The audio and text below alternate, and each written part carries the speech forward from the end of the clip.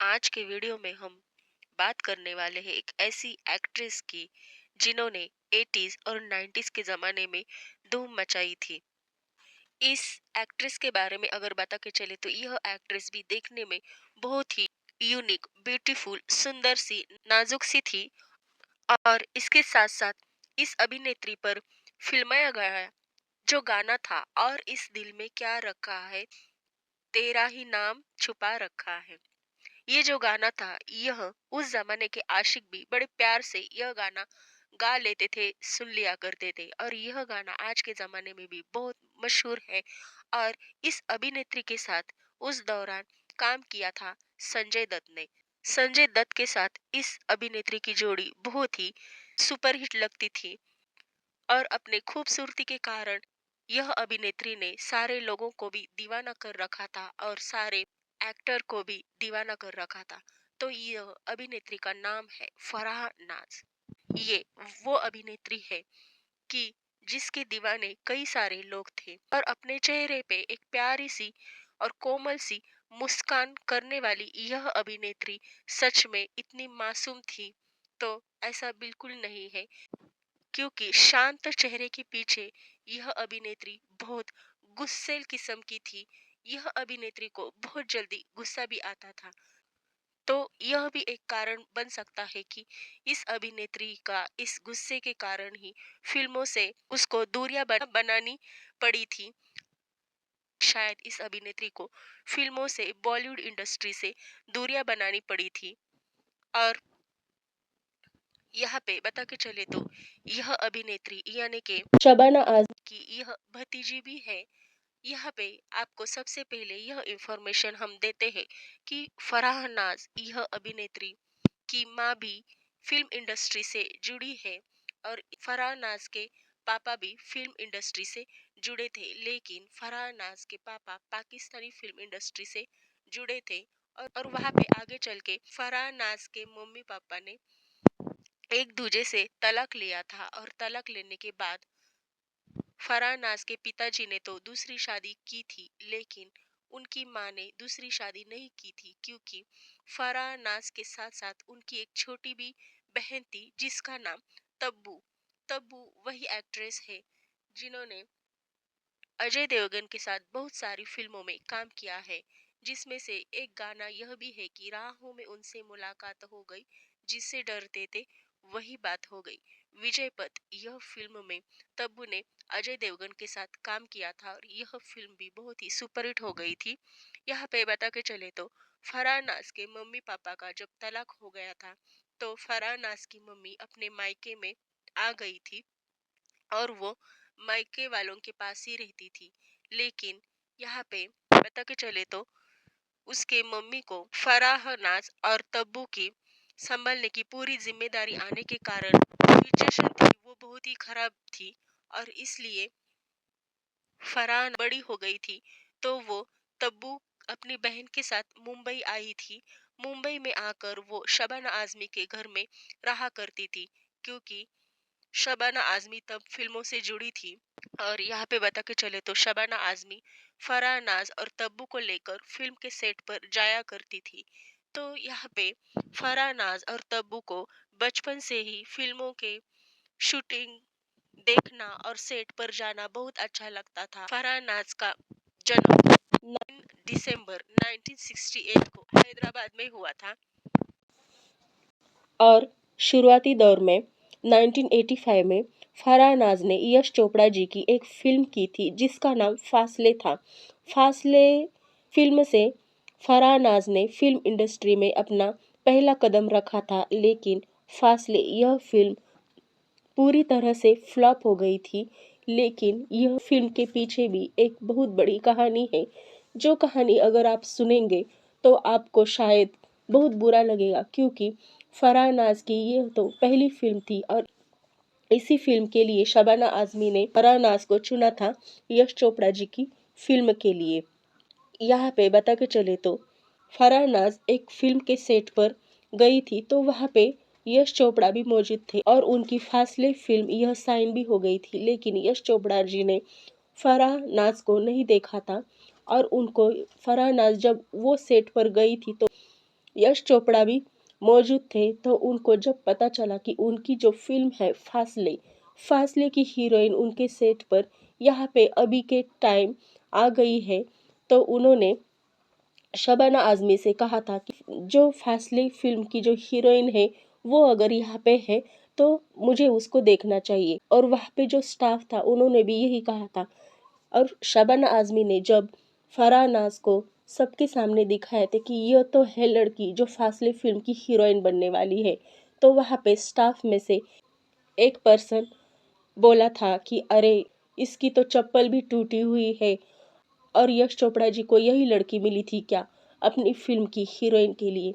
तो इस तरह से फरहान नाज की वहाँ पे इंसल्ट हो गई थी, और यह बात फरहान नाज को बहुत ही बुरी लगी थी, और वो वहाँ पे फिल्मों के सेट पर भी रोई थी, और यहाँ तक ही नहीं वो घर में आकर भी बहुत बहुत रो पड़ी थी। लेकिन तब से जिस चप्पल की वजह से की इंसल्ट हो गई थी, तो वह चप्पल फरहान नाज ने आज के दिन भी संभाल कर रखी है।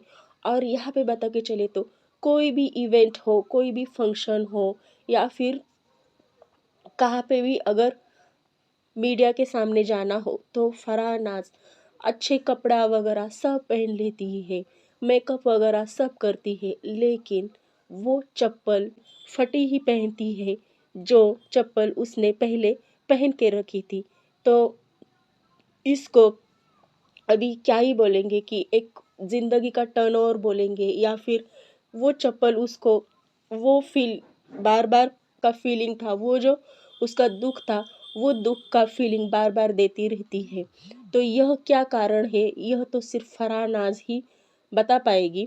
तो यहाँ पे हम आगे बता के चले तो फरहान नाज़ ने अपने फ़िल्मी करियर में लव 86, नसीब अपना अपना जैसी फ़िल्में की थी, और नसीब अपना अपना यह फ़िल्म 1986 में हो गई थी। उसके बाद ईमानदार यह फ़िल्म उसकी 1987 में हो गई थी। मरते दम तक, वो फिर आएगी, यतीम, नकाब उनकी कुछ सफल फ़िल्में थी।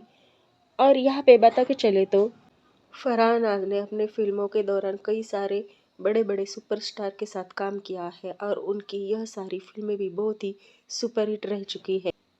गोविंदा संग, संजय दत्त संग, और तो और अक्षय कुमार संग भी काम किया है फिल्मों में। यहाँ पे बता के चले तो 1996 में अभिनेता बिंदु दारा सिंह से फराह खान की शादी हो गई थी, लेकिन आगे चल के आपसी मतभेद के कारण 2002 में उनका डिवोर्स भी हो गया था।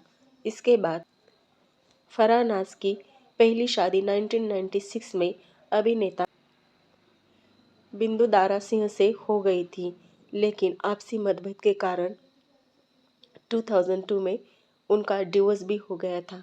उसके बाद फराह नाज ने 2003 में अभिनेता सुमित सहगल संग शादी कर ली है, और वो अपनी हैप्पी लाइफ भी जी रही है। यहाँ पे बता के चले तो दूसरी शादी होने के बाद फराह नाज ने फिल्मों से दूरियां बना ली थी, और वो अभी फिल्मों से बहुत दूर है, फिल्मों में एक्टिव नहीं है। यहाँ पे बता के चले तो फरहान नाज की जब पहली शादी हो गई थी, तो उनके पति द्वारा फरहान नाज पर कई सारे गंभीर आरोप उनके पति ने लगवाए थे।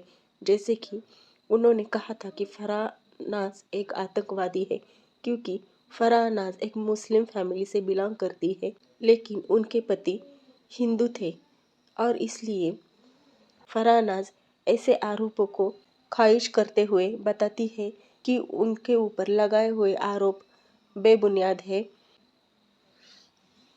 शादी टूटने के पीछे यह भी कारण हो सकता है गुस्सैला स्वभाव।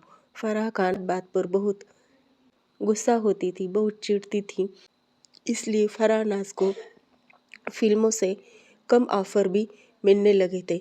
तो ऐसी सिचुएशन में फराह नाज ने सपोर्टिंग एक्टर के भी रोल किए हैं। उनको कई कई फिल्मों में फराह को बहुत छोटे छोटे रोल भी मिला करते थे, लेकिन वो ऐसे ही छोटे छोटे रोल भी किया करती थी। यहाँ पे बता के चले तो टीवी सीरियल में भी फराह ने काम किया है, लेकिन यहाँ पे बता के चले तो फराह गुस्सैले स्वभाव का एक उदाहरण अगर देखे बताएं तो एक फिल्म के सेट पर फराह और चंकी पांडे फिल्म के सेट पर थे तो चंकी पांडे से फराह खान को कुछ अश्लील वर्तन देखने को मिले थे।